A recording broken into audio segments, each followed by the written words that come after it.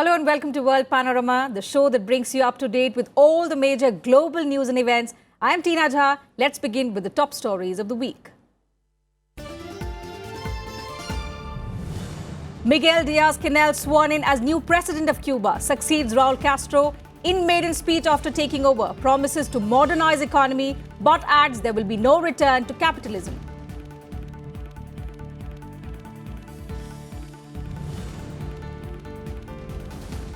India to double its contribution to Commonwealth Fund for Technical Cooperation. Prime Minister Modi stresses on moral responsibility of richer nations to help weaker states, projects International Solar Alliance as solution to tackle climate change at the Commonwealth Heads of Government meeting.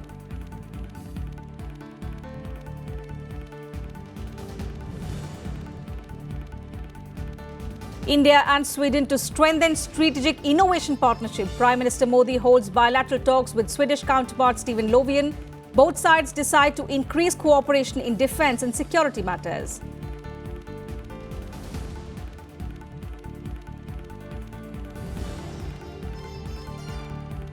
And after Brexit, India and the UK resolved to infuse new energy into the bilateral relationship. Prime Minister Modi, British Premier Theresa May hold talks on new UK-India tech partnership, decide to take decisive action against terror groups Lashkar-e-Taiba, Jaish-e-Mohammed, the Haqqani network and ISIS.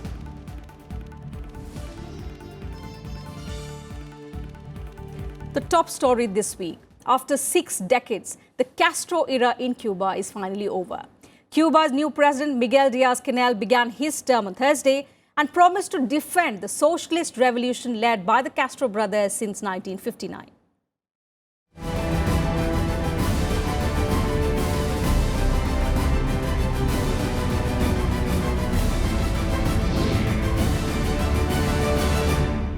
Para presidente de los consejos de Estado y de Ministros de la República de Cuba, al compañero Miguel Mario Diaz-Canel Bermúdez.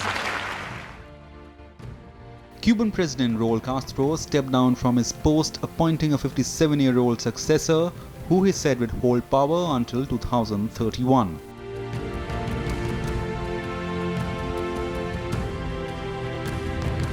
For the first time in 59 years, Cuba will not have a Castro as the head of a state, although Raul Castro will remain influential in Cuban politics. Raul, who became Cuban president after his brother Fidel Castro's illness in 2006, will continue as first secretary of the Communist Party of Cuba until their convention in the year 2021. Raúl Castro Ruz, primer secretario del Comité Central del Partido Comunista de Cuba. Compatriotas, palabras pomposas son innecesarias para hablar de los hombres sublimes. Y de eso se trata ahora. Asumo la responsabilidad para la que se me ha elegido con la convicción de que todos los revolucionarios cubanos, desde la posición que ocupemos, desde la labor que realicemos, desde cualquier puesto de trabajo o trinchera de la patria socialista, seremos fieles al ejemplar legado del comandante en jefe Fidel Castro Ruz, líder histórico de nuestra revolución, y también al ejemplo, el valor y las enseñanzas del general de ejército Raúl Castro Ruz, líder actual del proceso revolucionario. 57-year-old Miguel Diaz is one of Cuba's top leaders of the Communist Party and is considered one of the party's most loyal leaders. He was entrusted with the responsibility for the post of Cuban vice president in the year 2013. Born in 1959 after the revolution, very few people know of Miguel Diaz-Canel, but he soon went on to become President Raul Castro's confidant and right-hand man and eventually the President of Cuba. Bureau Report, Raj Sabha TV. And to talk in greater detail about the transition and transformation in Cuba, we are being joined today in the studio by former Ambassador Meera Shankar. A very warm welcome, Ambassador Shankar, and thank you for joining us on World Panorama. First of all, your view on the transition in Cuba. Do you see it as a breeze of change or merely a cosmetic change? Well, I think it's an orderly passing on of the baton to the next generation. All right. I see it as part of a continuous process under which Fidel Castro first handed over power to his brother, Raul, and Raul has now handed over the baton to Miguel Diaz-Canel. There's not going to be any radical change. I think reforms have been taking place in Cuba in a gradual way, even under Raul. You know, some degree of privatization of agriculture or private farming has been introduced. Small businesses have been encouraged, private businesses, and private ownership of houses is now permitted. But I don't see any very radical change.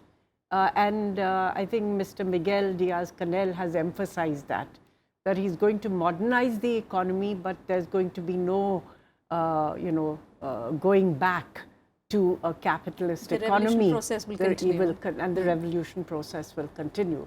So I see it as really an orderly transition, but nothing which betokens radical change. So when you talk about the passing of a baton, in most countries where you see that, the successor is usually handpicked by the rulers, there is dynasty politics. What makes it different in Cuba? Because where are the young Castros then? Because after these two brothers, it's somebody who's not a Castro.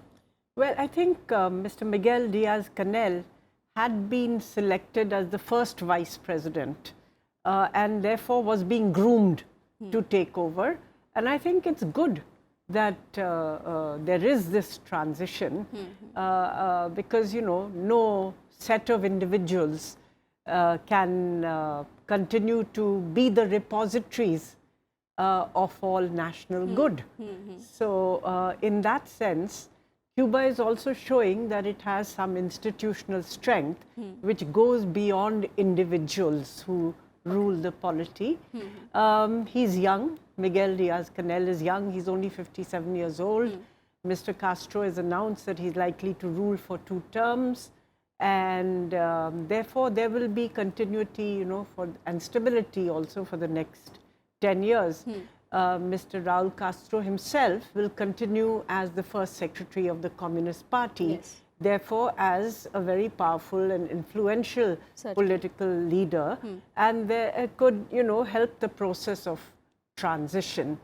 I think Cuba confronts several challenges, including the, how to really accelerate the economy. Yes. Because first, with the collapse of the Soviet Union, their economy was based largely on providing sugar to the Soviet Union. And then subsequently now the collapse of the Venezuelan economy, which has been one of the mainstays, helping the Cuban economy. I think they confront quite serious economic challenges. Secondly, I think that there is, the question of how to deal with the expectations of the young. And thirdly, I think is Cuba's, whole foreign policy environment. Because under President Obama, US and Cuba had opened full diplomatic relations and established embassies in each other's territory. And President Obama had eased certain travel and trade restrictions which applied to Cuba. But President Trump, in a gesture to his constituency in Miami, which basically includes very hardline anti-Castro Cubans, has rolled back some of those concessions, though not entirely reverse them. So the diplomatic missions continue. He hasn't broken off diplomatic ties with Cuba, but the travel and trade relaxations, which had been introduced by President Obama, have been rolled back. Quite often, the ability of the Cuban leadership to undertake reforms also depends, to some extent on the degree of antagonism that they have with the US. And there are those who argue in the US that a hardline policy with Cuba in the past has not worked, has only served to strengthen anti-US sentiment in Cuba and anti-reform sentiment in Cuba. So a lot is going to depend on also how this relationship pans out. Yes. I think we are likely to see continued gradualism in the process of reform. I don't think it's going to be static because he has said he's going to modernize the economy, Yes. but it's not going to be radical either. So you're going to see an incremental and gradual approach. So when he talks about modernizing the economy, but he talks about not returning to capitalism, how do you think he's going to turn around the economy for the Cubans? Because that is what the young generation wants. Well, I think the private enterprise, which has been introduced, for instance, I think 1 million hectares of agricultural land have been made available for private farming. Okay. Similarly, Cubans have been allowed to, start or own small businesses and entrepreneurship. Thirdly, I think that they've been allowed to own private housing.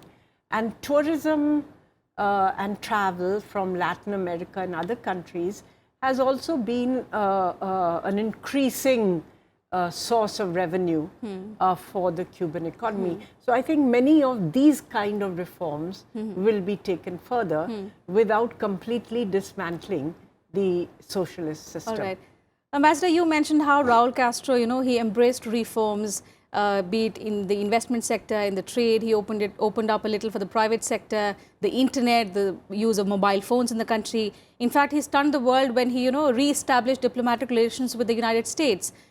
Diaz-Canel, a younger leader, do you think he's going to embrace change, reforms more rapidly than his predecessors? I think the way he's spoken as of now, it appears that he will follow a policy of incrementalism. So I don't know whether there will be radical change, but a lot depends on the way the Cuban economy responds. If they see that, if you look back at China, the reforms first began by allowing farmers, where there were only collective farms, to meet their quotas of agricultural production and sell whatever was beyond the quota, the communes could sell, and then eventually the privatization of agriculture. And when that was found to yield results, they carried that process much further. So a lot will depend on how the Cuban economy performs and what is the impact of the reforms which have been undertaken so far. All right. Many thanks, Ambassador Shankar, for joining us on our show today and giving us that insight on Cuba. We'll move on in the show. US President Donald Trump said America was in direct talks with North Korea at a very high level ahead of his planned summit with North Korean leader Kim Jong-un. Trump also confirmed that his CIA director traveled to Pyongyang for a secret meeting with Kim. Trump tweeted that Mike Pompeo met with Kim in North Korea last week and the meeting went smooth and a good relationship was formed. Trump also said that both the nations are now preparing for the summit. In his tweet, he added that denuclearization will be a great thing for the world, but also for North Korea. The tweet came after there were reports of Pompeo making a trip to North Korea in the first week of April. We've had talks at the highest level. Well, let's leave it a little bit short of that. But we have had talks at the highest level. And it's going very well, but we'll see what happens. Time for a short break on the program. We'll be right back. Welcome back. You're watching World Panorama. Britain's Queen Elizabeth II inaugurated the Commonwealth Heads of Government meeting in London. She expressed hope that Commonwealth will play a pivotal role for stability and continuity for future generations. Climate change threats and state cyber attacks were the major issues discussed at the summit.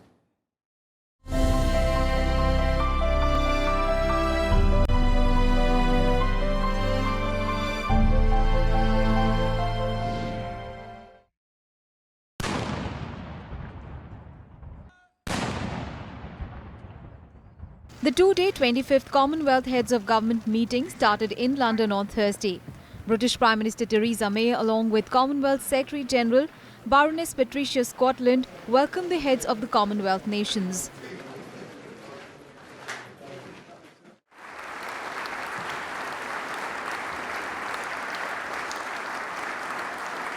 Inaugurating the summit, Queen Elizabeth II said that the Commonwealth will continue to offer stability and continuity for future generations. She also appealed to Commonwealth leaders to appoint her son, Prince Charles, to succeed her as their head. The role is not hereditary and will not pass automatically to the Prince of Wales on the Queen's death. By continuing to treasure and reinvigorate our associations and activities, I believe we will secure a safer, more prosperous and sustainable world for those who follow us. Ladies and gentlemen. Meanwhile, British Prime Minister Theresa May warned of global challenges in her opening remarks at the event. May told the Commonwealth leaders that threats from climate change and state cyber attacks are among issues set to be discussed throughout the summit.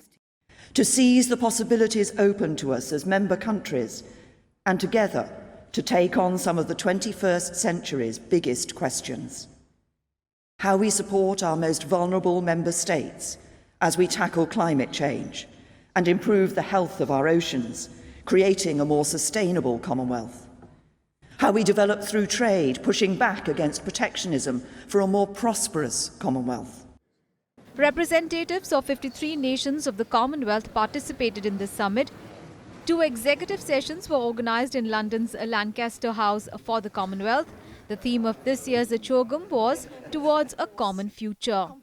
This is Akhilesh Suman's report for Rajya Sabha TV. Prime Minister Narendra Modi and British Prime Minister Theresa May on Wednesday held fruitful discussions on various aspects of India-UK relations, which included trade and investment and issues like counter-terrorism, radicalisation and online extremism. After their talks, a joint trade review was held and several MOUs were also signed.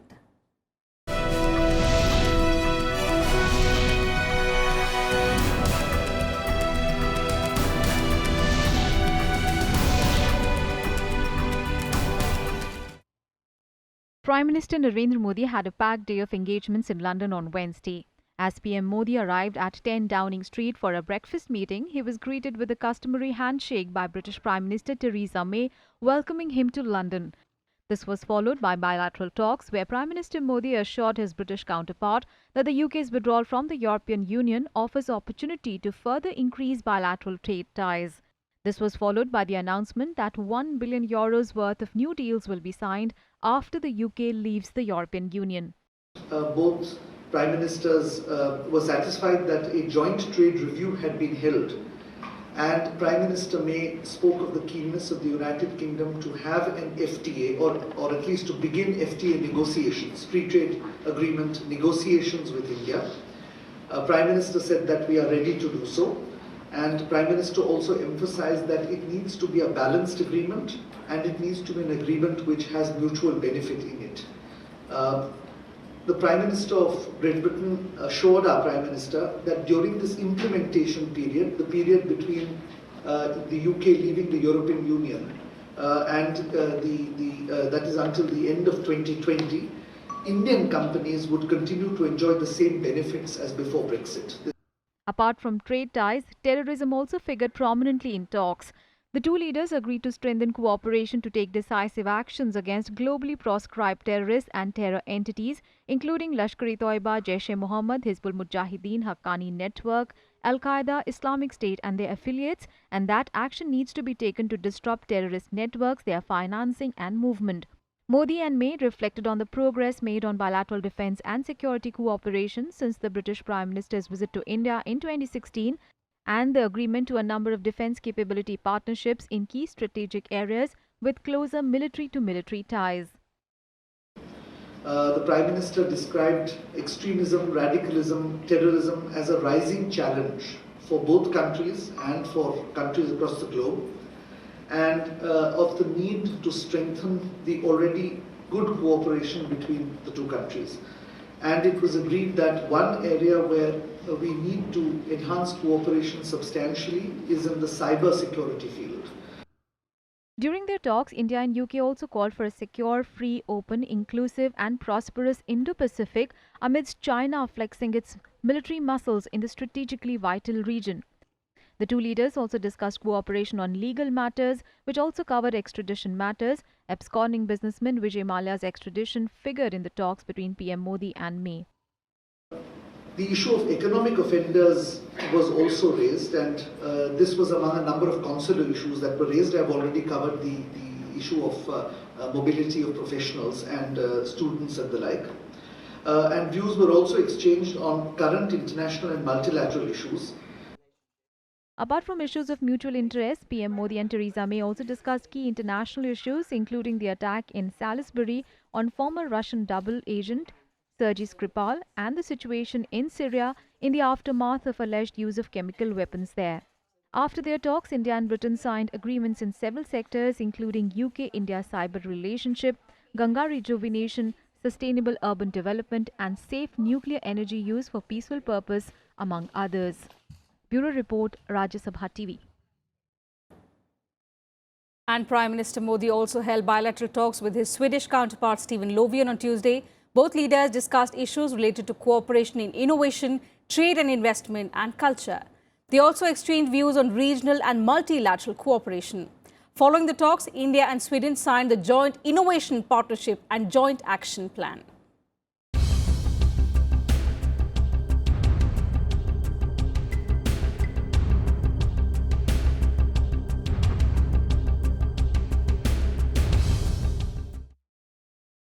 Prime Minister Narendra Modi held wide-ranging talks with his Swedish counterpart Stephen Löfven in Stockholm on Tuesday. Both countries agreed to deepen their collaboration through a strategic innovation partnership. Two documents, Innovation Partnership and Joint Action Plan, were finalized to maximize bilateral cooperation for the benefit of the people. Prime Minister Modi said both sides focused on how Sweden can help India in its development journey. आज हमने एक innovation partnership और joint action plan पर सहमति की है। Innovation, investment, startups, manufacturing आदि हमारी साझेदारी के प्रमुख आयाम हैं। इनके साथ हम renewable energy, urban transport, waste management जैसे अनेक विषयों पर भी ध्यान दे रहे हैं।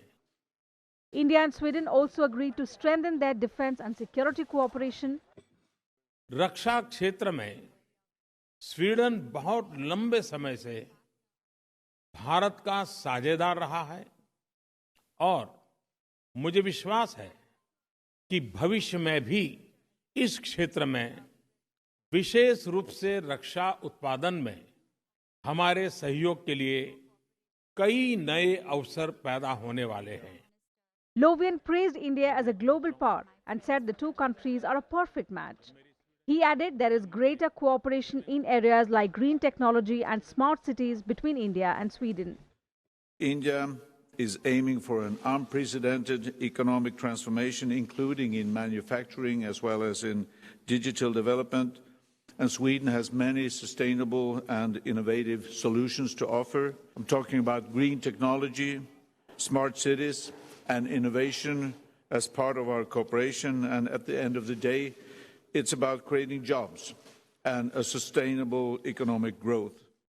The joint declaration on Sweden-India Innovation Partnership will cover cooperation across a wide spectrum, ranging from the creation of effective innovation systems to the commercialization of new technologies. The partnership will be in areas like smart cities, transportation, e-mobility, energy, clean technologies, space, bio-based economy, health and life sciences. Bureau Report, Rajya Sabha TV. And Prime Minister Modi and his counterparts from 5 Nordic countries took part in the first India-Nordic summit in Stockholm. Following the meeting, the leaders pledged to deepen cooperation between the Nordic countries of Sweden, Norway, Finland, Iceland and Denmark, as well as India. The leaders discussed key issues related to global security, economic growth, innovation and climate change. They reaffirmed the importance of free trade as a catalyst for achieving inclusive growth as well as realizing sustainable development goals. The summit emphasized India's strong commitment to innovation and digital initiatives with national flagship programs such as Make in India, Startup India, Digital India and Clean India. Nordic solutions in clean technologies, maritime solutions, port modernization, food processing, health and life sciences and agriculture were also mentioned. In a joint statement issued at the end of the summit, Nordic countries welcomed India's application for membership of the Nuclear Suppliers Group. They also agreed that India is a strong candidate for a permanent seat in a reformed UN Security Council, expanded with both permanent and non-permanent members.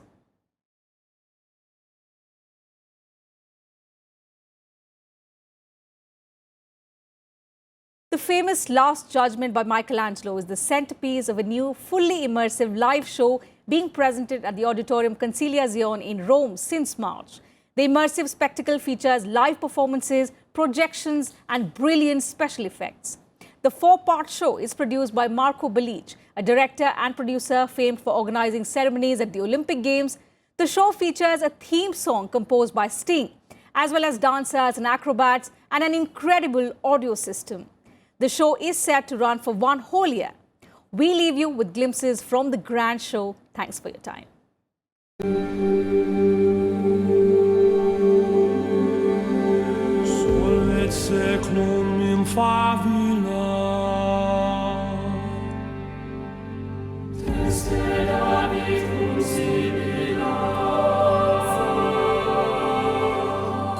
Quantus tremo est futurus,